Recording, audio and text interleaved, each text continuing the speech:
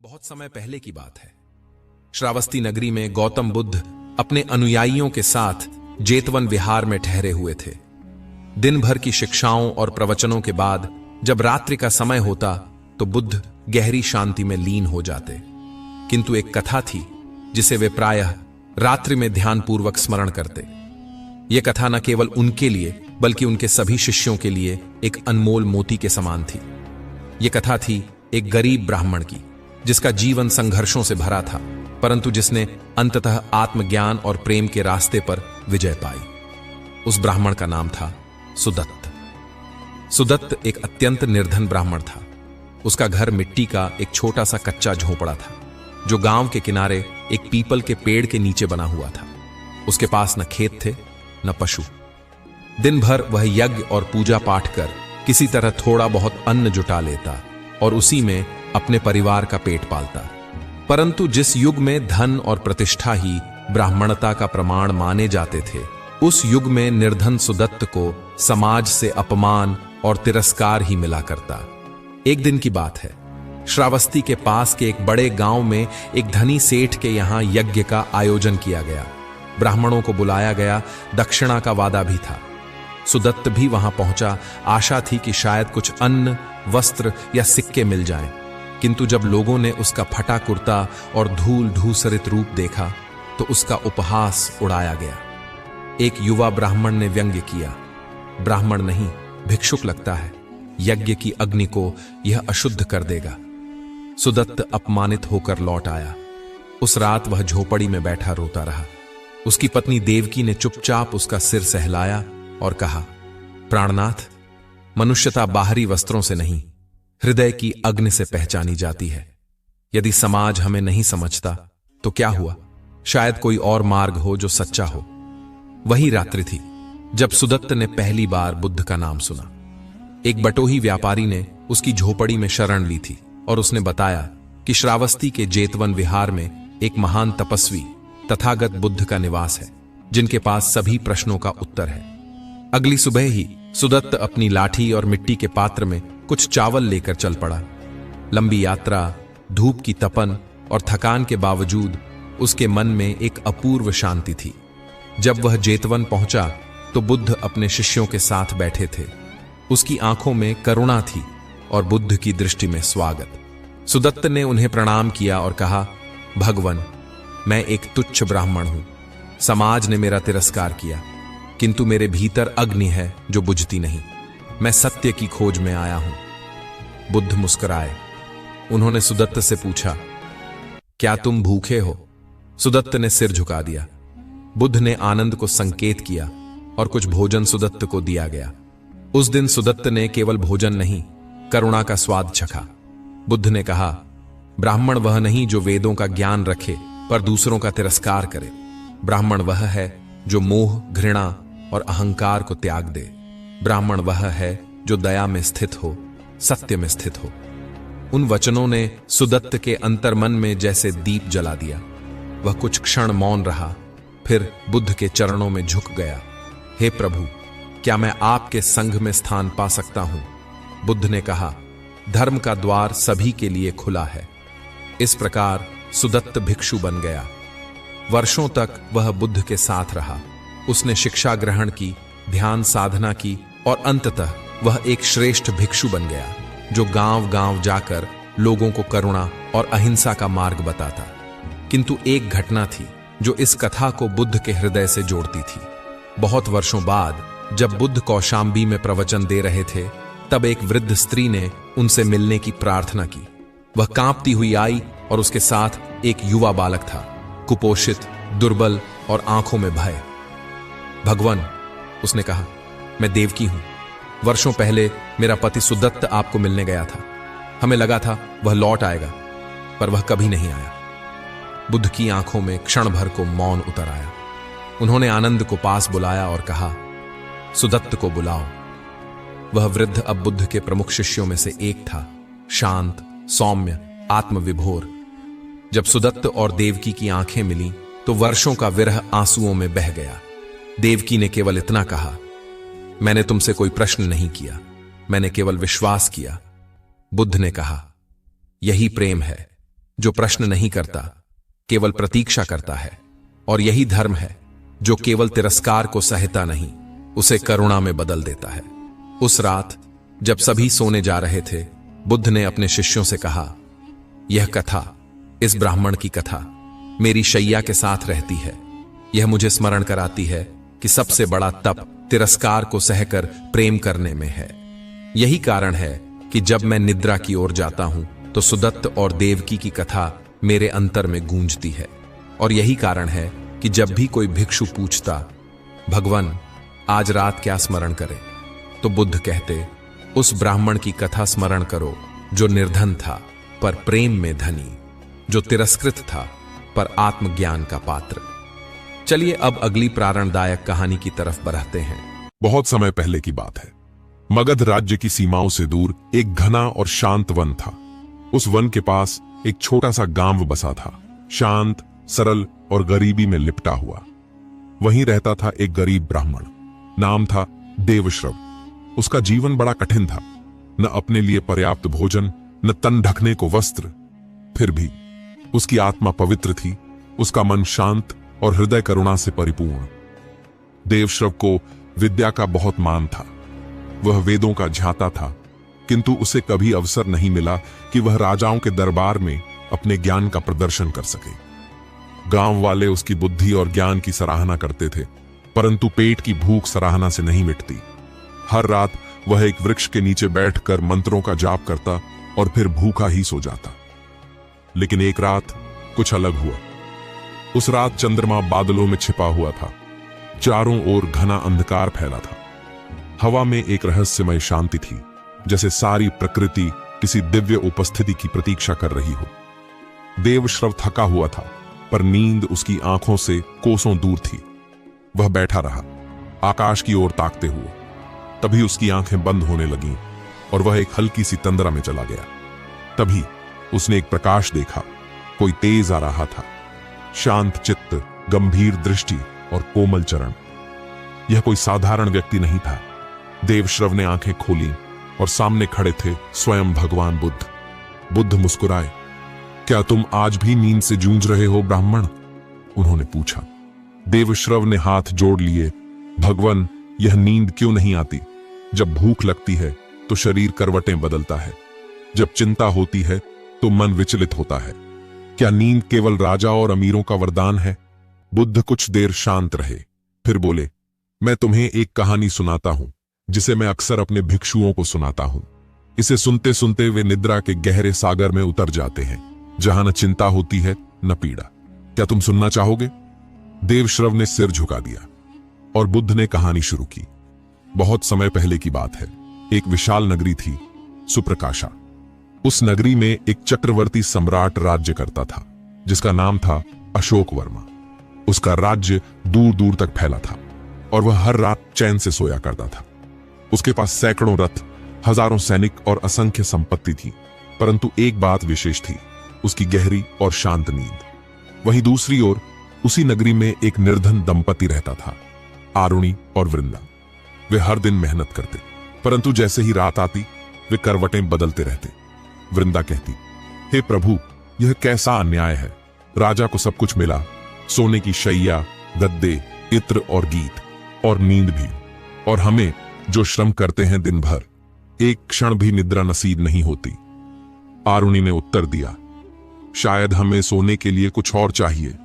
शायद यह धरती नींद की जगह नहीं, केवल जागरण की भूमि है। और फिर एक दिन उन्होंने सुना कि एक महात्मा उनके नगर में आए हैं, तपस्वी अनिरुद्ध। वे उनके पास पहुंचे और वृंदा ने पूछा, हे महात्मन, हमें नींद क्यों नहीं आती? क्या कोई मंत्र है, कोई उपाय? महात्मा ने कहा, नींद न तो राजमहल की दासी है, न झोपड़ी की। नींद आत्मा की अवस्था है, जब वह शरीर के शोर से मुक्त होती है। जिस दिन तुम मन के शोर को शांत कर दोगे, उस दिन नींद तुम्हारे द्वार पर खुद आ जाएगी। आरुणि और वृंदा ने ध्यान शुरू किया। प्रतिदिन वे एकांत में बैठते, सांसों को सुनते, अपने विचारों को देखने लगते। धीरे धीरे वृंदा ने अनुभव किया कि रात में उसकी सांसें गहरी हो रही हैं। आरुणि को लगा कि उसके भीतर एक हल्कापन आ रहा है, और कुछ ही सप्ताह में वे उस नींद का स्वाद चखने लगे। जो न गद्दे मांगती है न इत्र। वह नींद थी, मन की शांति से उपजी हुई। कहानी यहीं नहीं रुकी। देवश्रव ध्यान से सुन रहा था। बुद्ध ने कहा, जानते हो ब्राह्मण, नींद तब नहीं आती जब शरीर थका होता है, बल्कि तब आती है जब मन शांत होता है।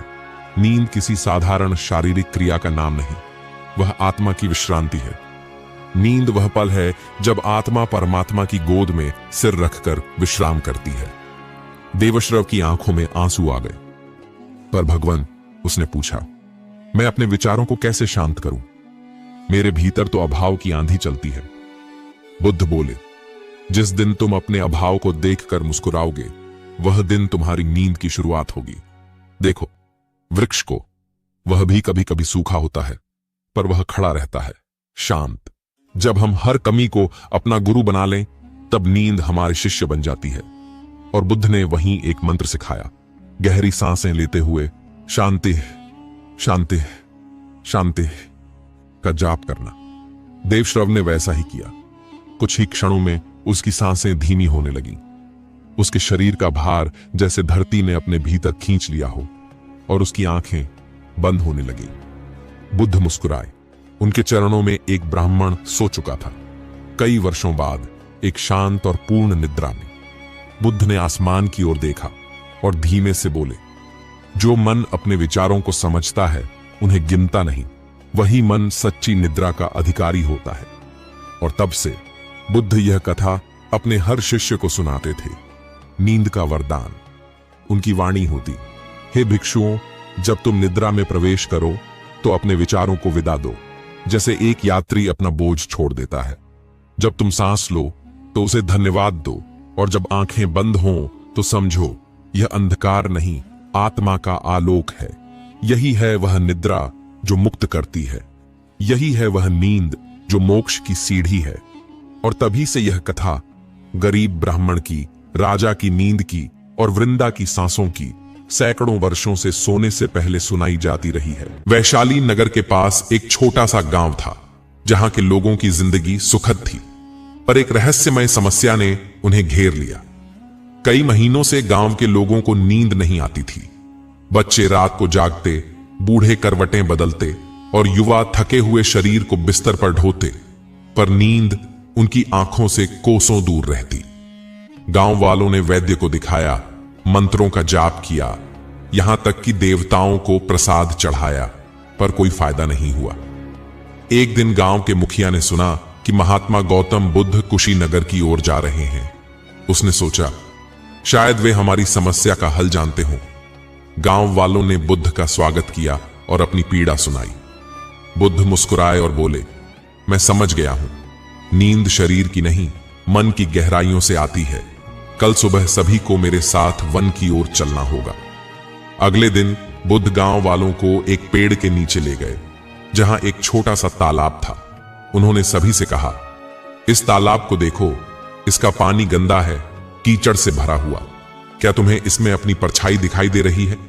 लोगों ने सिर हिलाया। बुद्ध बोले, जब मन में चिंताओं का कीचड़ भर जाता है तो नींद की परछाई कैसे दिखेगी? पहले मन के तालाब को साफ करो। लोगों ने पूछा, लेकिन यह कैसे होगा? बुद्ध ने उन्हें एक क्रिया सिखाई। हर शाम सोने से पहले अपने दिन के हर कर्म को याद करो।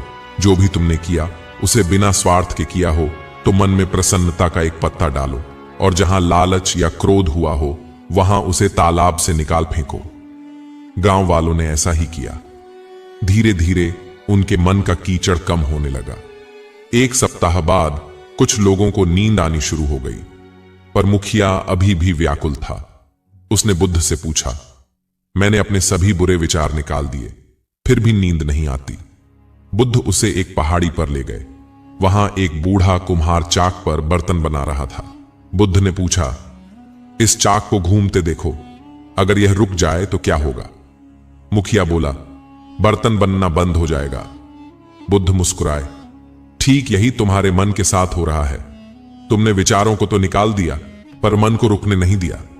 नींद तभी आती है जब चाक का घूमना बंद होता है। यह कहकर बुद्ध ने उसे आनापान सती का अभ्यास सिखाया, सांसों पर ध्यान केंद्रित करने की कला।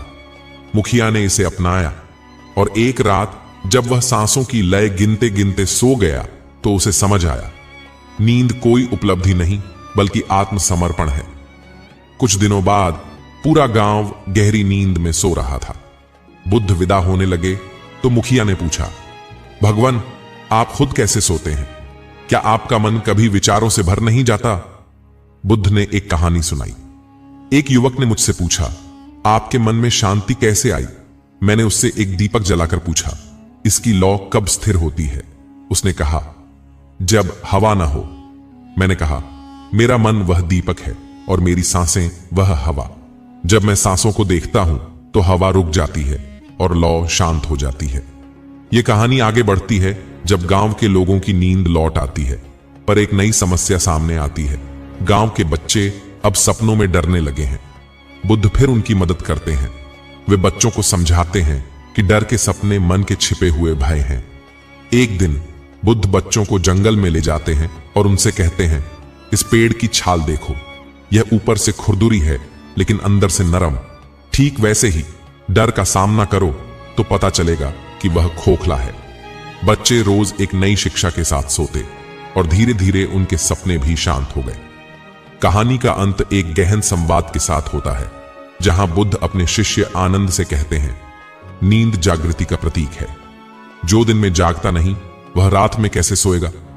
आनंद प्रश्न करता है, भगवान, फिर हम सोए क्यों? बुद्ध उत्तर देते हैं, सोना उस नाव की तरह है जो थके हुए मछुआरे को किनारे लाती है, पर याद रखो, नाव को किनारे पर छोड़ दो, समुद्र में नहीं। यह सुनकर आनंद को ज्ञान होता है कि नींद शरीर के लिए आवश्यक है, पर मन को हमेशा जागृत रखना चाहिए। यह कहानी मन की शांति और बुद्ध के मध्यम मार्ग की शिक्षाओं को प्रस्तुत करती है। इसमें प्रकृति के उदाहरण, साधारण जीवन की घटनाएं और गहन दार्शनिक संवाद शामिल हैं। आशा है कि यह रात्रि में सुनने पर शांति प्रदान करेगी।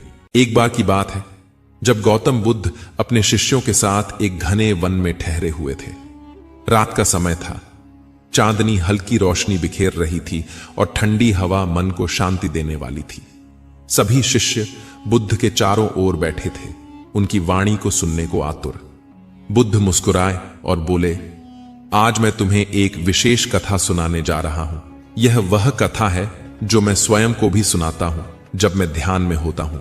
यह एक ऐसे व्यक्ति की कहानी है जो स्वप्न और जागरण के बीच भटक रहा था। बहुत समय पहले की बात है। एक नगर था जिसका नाम स्वप्नलोक था। इस नगर में लोग एक विचित्र नियम के अनुसार जीते थे। जब भी रात होती वे सब सोने से पहले अपने जीवन का एक अंश भूल जाते और अगली सुबह जब जागते तो कुछ नया सीख कर जागते। वे भूलने और सीखने के इस चक्र में फंसे रहते।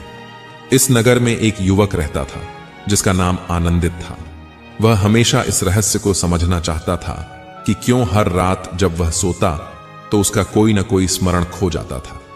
एक दिन उसने संकल्प लिया कि वह इस गूढ़ रहस्य को सुलझाएगा। वह नगर के सबसे ज्ञानी वृद्ध महर्षि सोम के पास गया और पूछा, गुरुदेव, क्यों हर रात जब मैं सोता हूं तो मेरा कुछ न कुछ स्मरण लुप्त हो जाता है और क्यों सुबह कुछ नया अनुभव होता है? महर्षि मुस्कुराए और बोले, बेटा, यह स्वप्न लोक का नियम है। जो भी इस संसार में आता है उसे भूलना और सीखना दोनों ही करने होते हैं।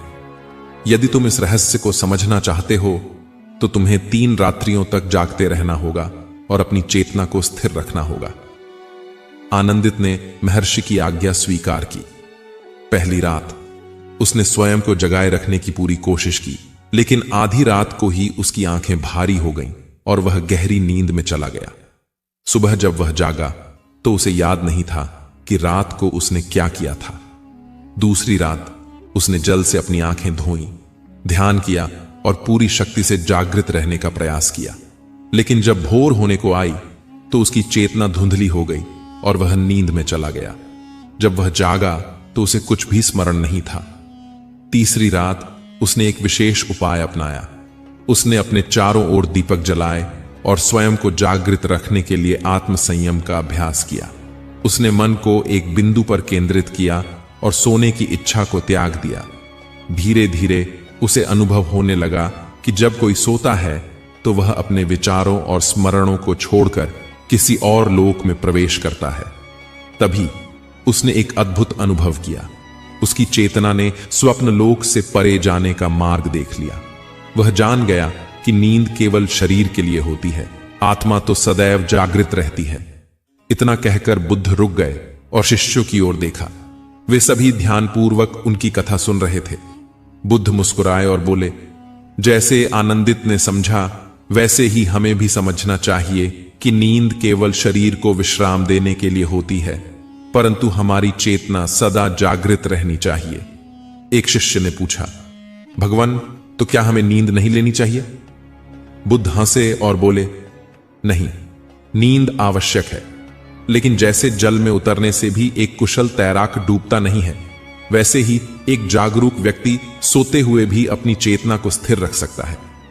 एक अन्य शिष्य ने प्रश्न किया, भगवान, क्या हम भी आनंदित की तरह इस सत्य को जान सकते हैं? बुद्ध बोले, हां, यदि तुम ध्यान और आत्म संयम का अभ्यास करोगे तो तुम भी उस अवस्था को प्राप्त कर सकते हो जहां नींद केवल शरीर का विश्राम बन जाएगी और मन सदा शांत व स्थिर रहेगा।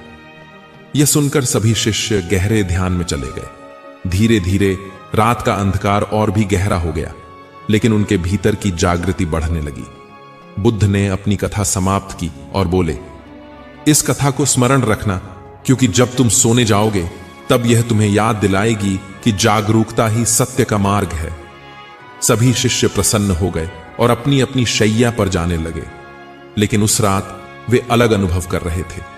उन्होंने पहली बार नींद को एक नए दृष्टिकोण से देखा, एक विश्राम, न कि अज्ञान का आवरण। और इस प्रकार बुद्ध की वह कथा न केवल उनके शिष्यों में जागरूकता भरती रही, बल्कि आने वाले युगों तक लोगों को आत्मचिंतन की प्रेरणा देती रही। आज हम आपको ऐसी कहानी सुनाने वाले हैं जो गौतम बुद्ध अपने सभी शिष्यों को सुनाया करते थे। सोने से पहले वह इस कहानी को अपने शिष्यों को सुनाते थे, तो ज्यादा समय ना लेते हुए कहानी शुरू करते हैं। प्राचीन समय की बात है। यह वह समय था जब भगवान बुद्ध अपने शिष्यों के साथ भ्रमण करते हुए विभिन्न स्थानों पर उपदेश देते थे। उनकी वाणी में इतनी करुणा और प्रेम भरा होता था कि जो भी उन्हें सुनता वह मोहित हो जाता। एक दिन वह एक छोटे से गांव में पहुंचे। गांव का वातावरण शांति से भरा था, लेकिन उसके लोगों के मन में कई तरह की समस्याएं थीं। वे आपस में झगड़ते रहते, द्वेष रखते और एक दूसरे को नीचा दिखाने में आनंद लेते। जब भगवान बुद्ध गांव पहुंचे तो लोगों ने उन्हें घेर लिया और उनसे अपने जीवन की समस्याओं का समाधान मांगा। रात्रि का समय था। चंद्रमा अपनी मध्यम रोशनी से धरती को आलोकित कर रहा था। गांव के लोग एक बड़े पीपल के वृक्ष के नीचे एकत्र हुए, जहां बुद्ध बैठे थे। वहां उपस्थित सभी लोग धैर्यपूर्वक उनकी वाणी सुनने को आतुर थे। बुद्ध ने अपनी शांति भरी दृष्टि सब पर डाली और मुस्कुराते हुए बोले, आज मैं तुम सबको एक कथा सुनाऊं जो तुम्हारे हृदय को शांत कर देगी। सभी लोग ध्यानपूर्वक सुनने लगे। बुद्ध ने कथा प्रारंभ की। बहुत समय पहले की बात है। एक सम्राट था जो अपने राज्य में बहुत प्रसिद्ध था। वह शक्तिशाली था, समृद्ध था, लेकिन फिर भी उसके मन में एक अजीब सी बेचैनी थी। उसे हमेशा यह चिंता सताती कि उसके पास जो कुछ है वह कहीं छिन न जाए। वह हर समय अपनी सेना को मजबूत करने, अपने खजाने को बढ़ाने और अपने शत्रुओं से बचने की योजनाएं बनाता रहता, लेकिन फिर भी उसके मन को कभी शांति नहीं मिलती थी। एक दिन उसने अपने राजगुरु से पूछा, गुरुदेव, मैं संसार का सबसे शक्तिशाली राजा हूं, फिर भी मेरे मन को शांति क्यों नहीं मिलती? ऐसा क्यों है कि मेरे पास सब कुछ होते हुए भी मैं सुखी नहीं हूं? राजगुरु मुस्कुराए और बोले, महाराज, आपकी समस्या का हल केवल एक व्यक्ति के पास है। वह एक साधारण संत है जो एक छोटे से गांव में रहता है। यदि आप सच में अपनी समस्या का समाधान चाहते हैं तो आपको स्वयं वहां जाना होगा। राजा अपनी पूरी सेना के साथ नहीं बल्कि अकेले ही उस संत के पास जाने के लिए तैयार हो गया। वह अपने सबसे साधारण वस्त्र पहनकर गांव की ओर रवाना हुआ। गांव में पहुंचकर उसने देखा कि संत एक छोटे से झोपड़े में रहते थे। वे बहुत ही साधारण जीवन जीते थे, लेकिन उनके चेहरे पर अद्भुत तेज और शांति थी। राजा ने उनके चरणों में प्रणाम किया और अपनी व्यथा सुनाई। संत ने मुस्कुराकर कहा, राजन, यदि तुम शांति चाहते हो तो एक कार्य करो। इस गांव में एक निर्धन किसान रहता है।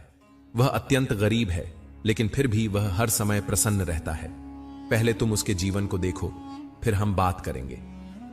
राजा को यह सुनकर अचरज हुआ कि कोई निर्धन व्यक्ति सुखी कैसे हो सकता है। वह उस किसान के घर गया और देखा कि वह अपने खेत में काम कर रहा था। उसके शरीर पर फटे पुराने कपड़े थे, लेकिन उसके चेहरे पर संतोष और प्रसन्नता झलक रही थी। राजा ने कुछ समय तक उसे देखा, फिर उसके पास जाकर पूछा, तुम्हारे पास न धन है, न महल, न बड़ी सेना, फिर भी तुम इतने प्रसन्न कैसे हो? किसान ने हंसकर कहा, महाराज, मेरे पास जो कुछ भी है मैं उसी में संतोष मानता हूं। मैं अपनी मेहनत से जो कमाता हूं उसी में आनंद लेता हूं। न मैं भविष्य की चिंता करता हूं, न भूतकाल को लेकर दुखी होता हूं। मैं केवल वर्तमान में जीता हूं और जो कुछ भी है उसके लिए भगवान का धन्यवाद करता हूं। राजा को यह सुनकर अजीब लगा, लेकिन उसने मन में सोचा कि यह केवल एक संयोग हो सकता है। वह वापस संत के पास पहुंचा और बोला, गुरुदेव, किसान का जीवन तो बहुत साधारण है। वह मेरे जैसे महान सम्राट से कैसे अधिक सुखी हो सकता है? संत ने उत्तर दिया, राजन, सुख बाहरी वस्तुओं में नहीं, बल्कि भीतर के संतोष में है। जब तक तुम लोभ, भय और चिंता से ग्रस्त रहोगे, तब तक शांति नहीं मिलेगी। जब तक तुम दूसरों से अधिक पाने की इच्छा में लगे रहोगे, तब तक तुम्हें सुख नहीं मिलेगा। जो व्यक्ति वर्तमान में संतोष करता है, वही सच्चे सुख को प्राप्त करता है। राजा को सत्य का बोध हुआ। उसने संत को प्रणाम किया और अपने राज्य लौट गया। उसने अपनी प्रजा के हित के लिए कार्य करना प्रारंभ किया, लोभ और भय को त्याग दिया और वर्तमान में जीने लगा। धीरे धीरे उसका मन शांत होने लगा और उसे वह शांति प्राप्त हुई जिसकी उसे सदैव तलाश थी। भगवान बुद्ध ने कथा समाप्त की और गांव वालों की ओर देखा। सब लोग गहरी सोच में डूब चुके थे। उन्होंने समझ लिया कि उनके झगड़ों, ईर्ष्या और द्वेष का कोई अर्थ नहीं है। शांति और सुख केवल संतोष और करुणा में है। उस दिन से गांव के लोगों ने अपनी सोच बदल दी। उन्होंने अपने छोटे छोटे मतभेद भुलाकर प्रेम और भाईचारे से जीने का संकल्प लिया। भगवान बुद्ध मुस्कुराए और वहां से आगे बढ़ गए, लेकिन उनकी कथा की गूंज गांव में सदैव के लिए रह गई। गौतम बुद्ध के जीवन में कई घटनाएं और प्रसंग ऐसे थे जो उन्हें शांति और आत्मज्ञान के मार्ग पर आगे बढ़ने की प्रेरणा देते थे। उनके शिष्यों और अनुयायियों को यह जानने की उत्सुकता रहती थी कि बुद्ध अपने विश्राम से पहले क्या करते थे, क्या सोचते थे और किस प्रकार की कहानियां उन्हें शांति प्रदान करती थीं। यह कथा उसी संदर्भ में है जिसमें यह बताया गया है कि गौतम बुद्ध रात को सोने से पहले कौन सी कहानी सुनना पसंद करते थे। एक समय की बात है जब बुद्ध अपने शिष्यों के साथ एक वन में ठहरे हुए थे। संध्या हो चुकी थी और धीरे धीरे सभी अनुयायी ध्यान और प्रार्थना के लिए एकत्रित हो गए थे। जब ध्यान समाप्त हुआ तो बुद्ध ने एक मुस्कान के साथ अपने शिष्य आनंद की ओर देखा और संकेत किया कि वह आज की कहानी सुनाए। आनंद, जो बुद्ध के प्रिय शिष्यों में से एक था, सदैव उनके साथ रहता और उनकी सेवा करता था। वह जानता था कि बुद्ध को कौन सी कहानियां प्रिय हैं और कौन सी कहानियां उनके मन को शांति देती हैं।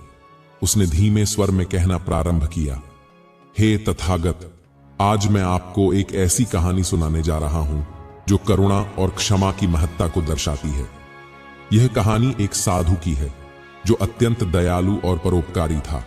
वह जंगलों में भ्रमण करता और अपने प्रवचनों से लोगों को प्रेम और अहिंसा का संदेश देता। लेकिन एक दिन जब वह एक गांव से गुजर रहा था तो वहां के कुछ लोगों ने उस पर संदेह किया और उसे अपमानित किया। उन्होंने उसे भला बुरा कहा और उसे गांव से बाहर निकाल दिया। साधु ने कुछ नहीं कहा, वह शांत रहा और मुस्कुराता हुआ वहां से चला गया। आनंद ने बुद्ध की ओर देखा जो गहरी तल्लीनता से कहानी सुन रहे थे। फिर उसने आगे कहा, कुछ वर्षों बाद वही गांव भयंकर अकाल से ग्रस्त हो गया। अन्न और जल के अभाव में लोग भूखे मरने लगे। तब वही साधु जिसे उन्होंने अपमानित किया था वहां आया और अपनी साधना से वर्षा को आमंत्रित किया। कुछ ही समय में मेघ उमड़ आए और वर्षा होने लगी। गांव के लोगों को अपनी भूल का एहसास हुआ और उन्होंने साधु से क्षमा मांगी। साधु ने उन्हें प्रेम पूर्वक क्षमा कर दिया और कहा, क्षमा करना और प्रेम बांटना ही सच्चा धर्म है। इस कहानी को सुनकर बुद्ध ने अपनी आंखें बंद कर लीं और एक गहरी सांस ली। फिर उन्होंने कहा, इस कहानी में गहरी शिक्षा छिपी है। मनुष्य जब अहंकार और क्रोध को त्याग कर प्रेम और क्षमा का मार्ग अपनाता है, तभी वह सच्ची शांति प्राप्त कर सकता है। मैं चाहता हूं कि तुम सभी इस शिक्षा को अपने जीवन में अपनाओ और किसी से भी बैर न रखो। प्रेम और करुणा से ही संसार में वास्तविक शांति स्थापित हो सकती है। शिष्यों ने श्रद्धा से सिर झुकाया और बुद्ध को प्रणाम किया। इसके बाद सबने रात्रि विश्राम की तैयारी की। बुद्ध के मन में गहरी शांति थी, क्योंकि उन्हें वह कथा सुनकर वही शांति और संतोष प्राप्त होता था जो उन्होंने अपने पूरे जीवन में प्राप्त करने का प्रयास किया था। इस प्रकार हर रात गौतम बुद्ध ऐसी कहानियां सुनते थे जो उनके हृदय को शांति देती थीं और उनके विचारों को और अधिक निर्मल बनाती थीं। यह उनकी साधना और आत्मज्ञान की प्रक्रिया का एक महत्वपूर्ण भाग था, जिसने उन्हें विश्व का सबसे महान आध्यात्मिक गुरु बना दिया। गंगा के किनारे बसा हुआ वह शांत और दिव्य स्थान, जहां गौतम बुद्ध अपने शिष्यों के साथ रहते थे। यह स्थान केवल एक साधारण आश्रम नहीं था, बल्कि ज्ञान, करुणा और आत्म अवलोकन का केंद्र था। हर शाम जब सूर्य अपनी अंतिम किरणों को गंगा की लहरों पर बिखेर देता, तब बुद्ध अपने शिष्यों को एकत्र करते और उन्हें कोई न कोई प्रेरणादायक कथा सुनाते। इस परंपरा का उद्देश्य केवल मनोरंजन नहीं था, बल्कि गहरे आध्यात्मिक अर्थ को सरलतम रूप में प्रस्तुत करना था।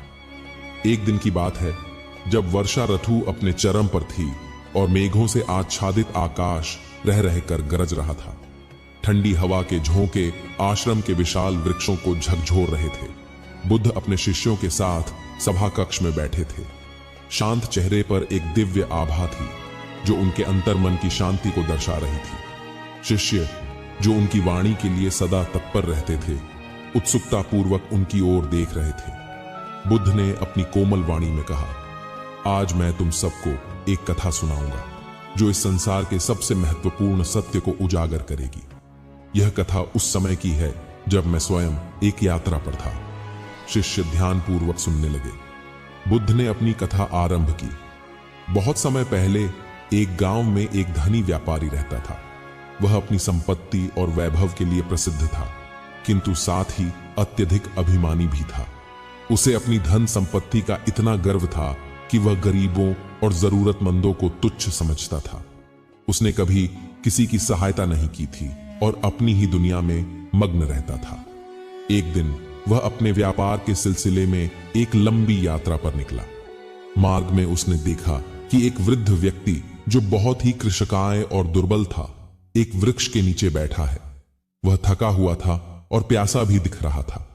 व्यापारी ने उसे अनदेखा करने की कोशिश की, लेकिन वृद्ध ने उसे पुकारा और कहा, पुत्र, क्या तुम मुझे थोड़ा जल पिला सकते हो? व्यापारी को यह सुनकर क्रोध आ गया।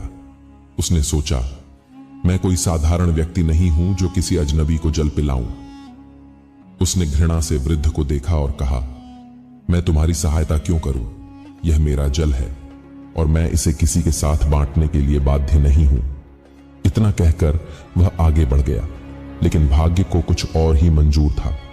कुछ ही दूरी पर व्यापारी का घोड़ा ठोकर खाकर गिर पड़ा और व्यापारी भी नीचे गिरकर बेहोश हो गया।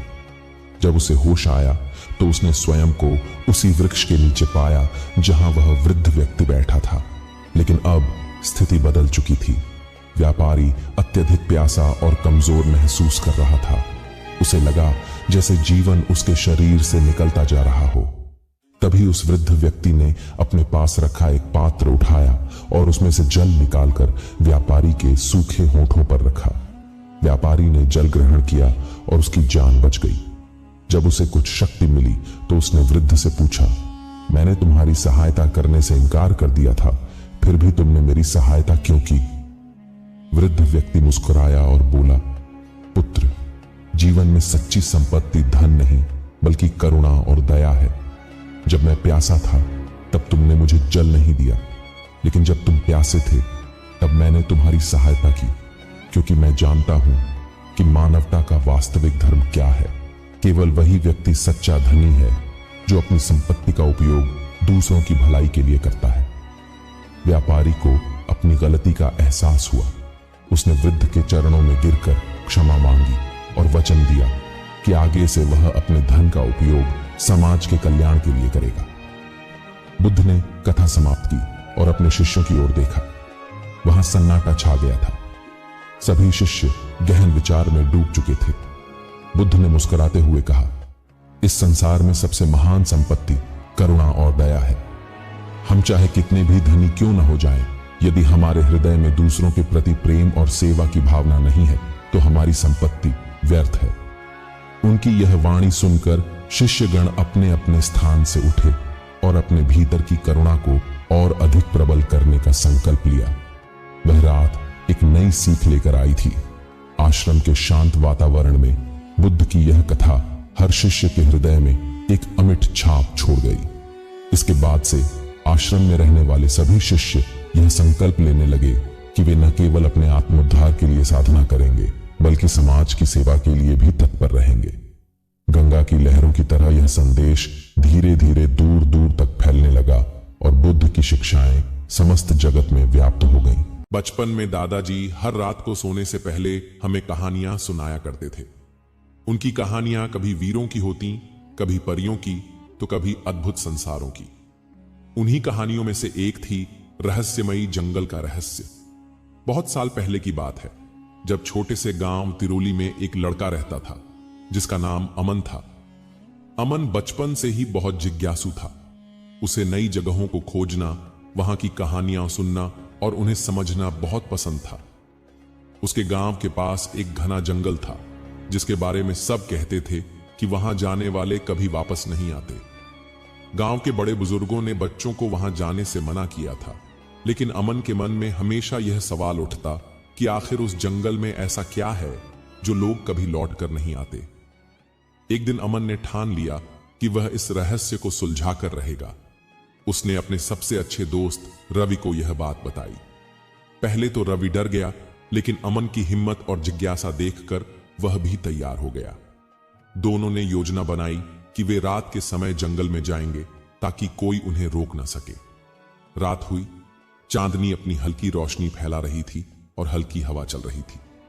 दोनों दोस्त चुपके से घर से निकले और जंगल की ओर बढ़ने लगे। जैसे ही वे जंगल में पहुंचे, एक अजीब सी ठंडक महसूस हुई। पेड़ ऊंचे और घने थे और चारों ओर घना अंधेरा था। सिर्फ झींगुरों की आवाज और पत्तों की सरसराहट सुनाई दे रही थी। जंगल के अंदर बढ़ते ही उन्हें महसूस हुआ कि यहां कुछ तो अलग है।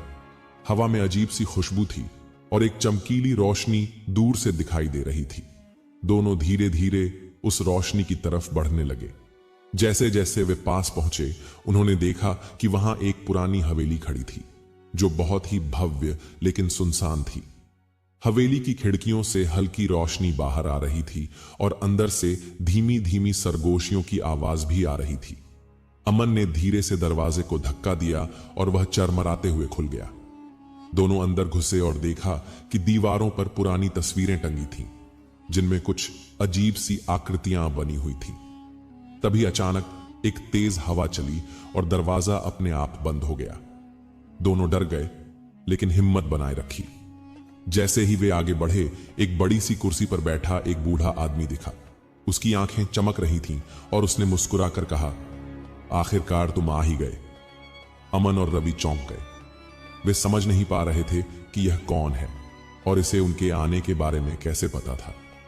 बूढ़े आदमी ने कहा, मैं इस हवेली का रखवाला हूं। सालों से मैं यहां एक रहस्य की रक्षा कर रहा हूं।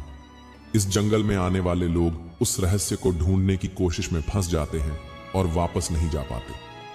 अमन ने हिम्मत करके पूछा, कौन सा रहस्य?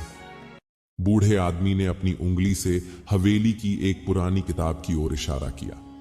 अमन ने किताब उठाई और उसे खोला।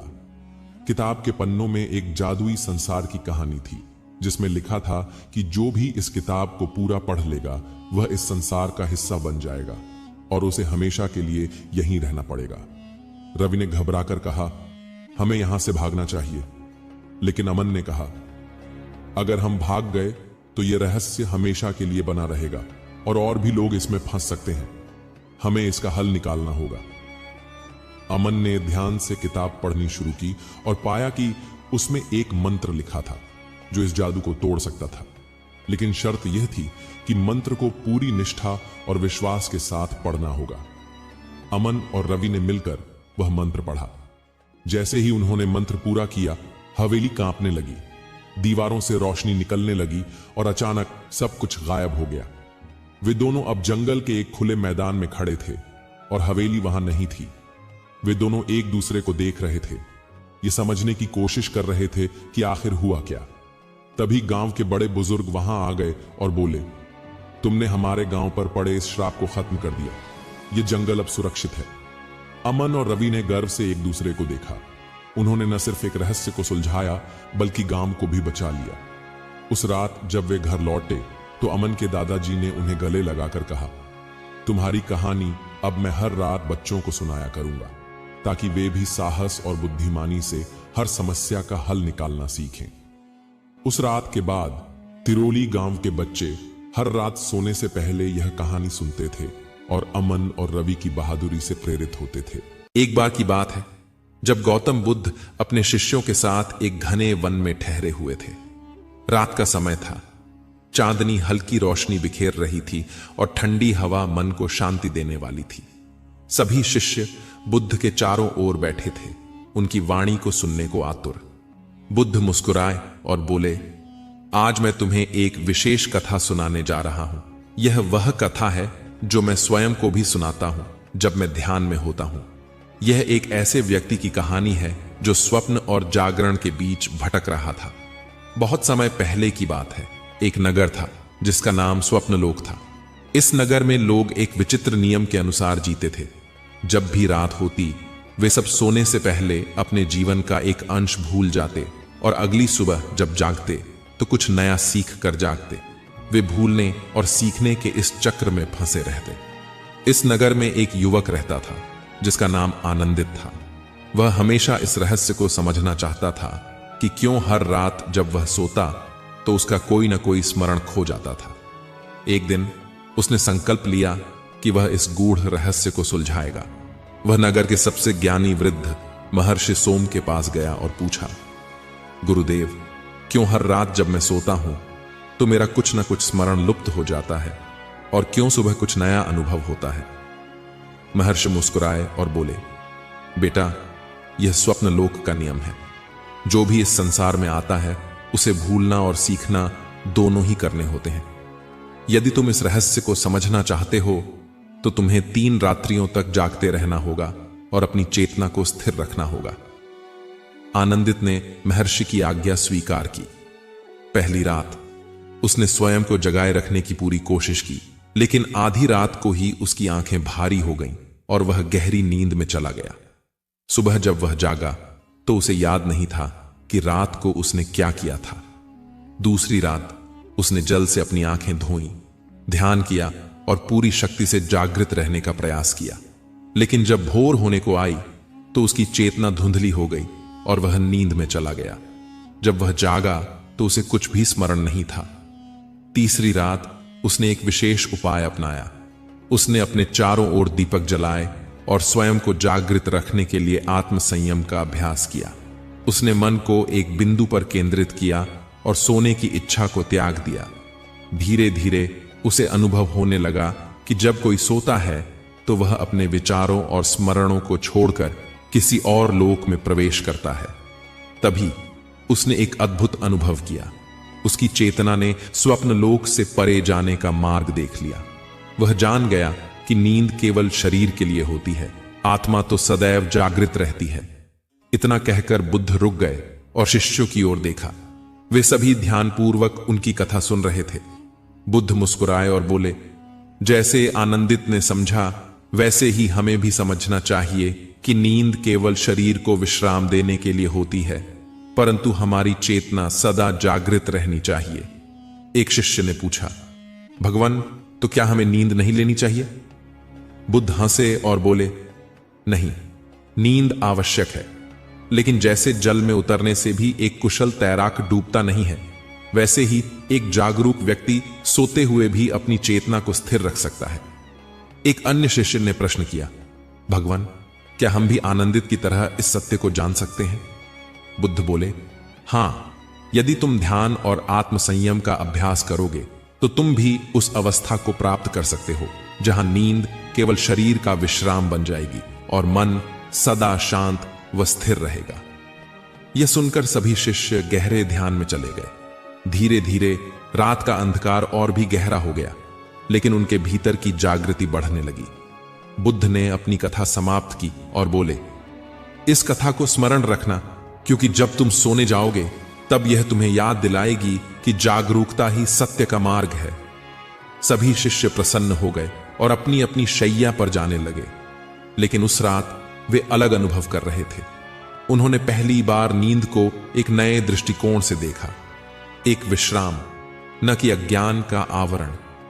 और इस प्रकार बुद्ध की वह कथा न केवल उनके शिष्यों में जागरूकता भरती रही, बल्कि आने वाले युगों तक लोगों को आत्मचिंतन की प्रेरणा देती रही। जीवन में सत्य की खोज एक ऐसा मार्ग है जो शांति, समृद्धि और आत्मज्ञान की ओर ले जाता है। जब हम रात में सोने से पहले अपने मन को शांत करते हैं, तो यह बुद्ध के उपदेशों को आत्मसात करने का सबसे उत्तम समय होता है। बुद्ध का ज्ञान हमें न केवल बाहरी दुनिया से मुक्ति दिलाता है, बल्कि आंतरिक संसार को भी प्रकाशित करता है। जीवन में जब भी अंधकार घना हो जाए, तब बुद्ध के शब्द हमें राह दिखाने वाले दीपक के समान होते हैं। बुद्ध ने हमें सिखाया कि हर क्षण एक नया अवसर है। अगर मन अशांत हो तो उसे स्थिर करने का सबसे अच्छा तरीका ध्यान है। ध्यान केवल बैठने की क्रिया नहीं, बल्कि विचारों को स्वीकारने और उन्हें शांत करने की प्रक्रिया है। रात को सोने से पहले यदि हम अपने दिन भर के कार्यों पर ध्यान दें, तो हमें यह समझ में आता है कि कौन से कार्य हमें आत्मिक उन्नति की ओर ले गए और कौन से कार्य हमें दुख की ओर। बुद्ध कहते हैं कि अज्ञानता सबसे बड़ा अंधकार है और ज्ञान की रोशनी में ही हम अपनी वास्तविकता को देख सकते हैं। असली शांति बाहरी परिस्थितियों से नहीं आती, बल्कि यह हमारे भीतर बसती है। यदि मन में क्रोध, द्वेष या ईर्ष्या है, तो कोई भी सुख हमें पूर्णता नहीं दे सकता। बुद्ध का संदेश यही था कि हमें स्वयं के भीतर प्रेम और करुणा का दीप जलाना होगा। जब हम किसी के लिए बुरा सोचते हैं, तो वह पहले हमारे मन को विषाक्त करता है। इसीलिए बुद्ध ने अहिंसा और करुणा को जीवन का मूल मंत्र बताया। जब हम जीवन के संघर्षों से घिरे होते हैं, तब बुद्ध का धैर्य हमें प्रेरित करता है। उन्होंने कहा था कि हर दुख का एक कारण होता है और हर पीड़ा का अंत संभव है। यदि हम अपनी लालसाओं को समझ लें और अपने मन को नियंत्रित कर लें, तो हम अपने जीवन में संतुलन और आनंद पा सकते हैं। लोभ और मोह से मुक्त व्यक्ति ही वास्तविक रूप से सुखी हो सकता है। रात को सोने से पहले हमें अपने भीतर झांकने की आदत डालनी चाहिए। हमें यह देखना चाहिए कि हमने दिन भर में किन किन बातों से दूसरों का या स्वयं का मन दुखाया। अगर हमने किसी को ठेस पहुंचाई हो, तो क्षमा का भाव रखते हुए आत्मचिंतन करें। बुद्ध ने कहा है कि जो व्यक्ति क्षमा करना जानता है, वह अपने हृदय को हल्का कर लेता है। क्षमा न केवल दूसरों के लिए, बल्कि स्वयं के लिए भी आवश्यक है। एक शांत मन से सोने जाना ही वास्तविक आनंद की स्थिति होती है। अगर हम जीवन में प्रत्येक दिन को अंतिम दिन की भांति जिएं, तो हम अपने हर क्षण को सार्थक बना सकते हैं। बुद्ध ने हमें वर्तमान में जीने की कला सिखाई। भविष्य की चिंता और अतीत का पश्चाताप हमें केवल दुख की ओर ले जाता है। लेकिन जो व्यक्ति इस क्षण में जीना सीख लेता है, वही वास्तविक शांति का अनुभव कर सकता है। मृत्यु से भयभीत होना मूर्खता है, क्योंकि यह जीवन का एक स्वाभाविक सत्य है। जो जन्म लेता है, उसकी मृत्यु निश्चित है। बुद्ध ने हमें यह सिखाया कि मृत्यु का भय तभी दूर होता है जब हम इस क्षण को पूर्णता से जीते हैं। जो व्यक्ति जीवन को बुद्धिमानी से जीता है, वह मृत्यु को सहजता से स्वीकार कर सकता है। इसलिए हमें हर रात सोने से पहले यह सोचना चाहिए कि यदि आज हमारी अंतिम रात हो, तो क्या हमने जीवन को पूरी तरह जिया। ध्यान केवल एक प्रक्रिया नहीं, बल्कि जीवन का तरीका है। जब हम सोने से पहले ध्यान करते हैं तो हम अपने भीतर के शोर को शांत करने का प्रयास करते हैं। एक मनुष्य का सबसे बड़ा शत्रु उसका अनियंत्रित मन ही होता है। यदि मन को वश में कर लिया जाए तो संसार की कोई भी परिस्थिति हमें विचलित नहीं कर सकती।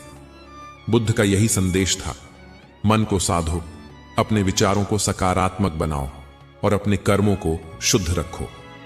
कर्म जीवन का सबसे महत्वपूर्ण सिद्धांत है। हर व्यक्ति अपने कर्मों का स्वामी होता है और जो कर्म आज किए जाते हैं वही भविष्य को आकार देते हैं। यदि मनुष्य बुरे कर्म करता है तो उसे उनके फल भी भुगतने पड़ते हैं। इसलिए सोने से पहले हमें यह विचार करना चाहिए कि हमने दिन भर में किन किन कर्मों को अंजाम दिया। क्या वे कर्म किसी के लिए हितकारी थे या किसी को कष्ट देने वाले थे? बुद्ध कहते हैं कि केवल अच्छे कर्म ही व्यक्ति को सच्ची शांति और प्रसन्नता देते हैं। कर्म जीवन का सबसे महत्वपूर्ण सिद्धांत है। हर व्यक्ति अपने कर्मों का स्वामी होता है और जो कर्म आज किए जाते हैं वही भविष्य को आकार देते हैं। यदि मनुष्य बुरे कर्म करता है तो उसे उनके फल भी भुगतने पड़ते हैं। इसलिए सोने से पहले हमें यह विचार करना चाहिए कि हमने दिन भर में किन किन कर्मों को अंजाम दिया। क्या वे कर्म किसी के लिए हितकारी थे या किसी को कष्ट देने वाले थे? बुद्ध कहते हैं कि केवल अच्छे कर्म ही व्यक्ति को सच्ची शांति और प्रसन्नता देते हैं। बुद्ध के अनुसार जीवन का सार यही है कि हम अपने भीतर प्रेम, करुणा, मैत्री और संतोष का भाव उत्पन्न करें। रात को सोने से पहले यदि हम इन भावों को जागृत कर लें तो हमारी नींद भी गहरी होगी और मन भी प्रसन्न रहेगा। जिस व्यक्ति के हृदय में द्वेष और क्रोध नहीं होता वह सहजता से सो सकता है और जागने पर प्रसन्न चित्त महसूस करता है। हम अक्सर जीवन की भाग दौड़ में इतने व्यस्त हो जाते हैं कि अपने अस्तित्व के वास्तविक अर्थ को भूल जाते हैं।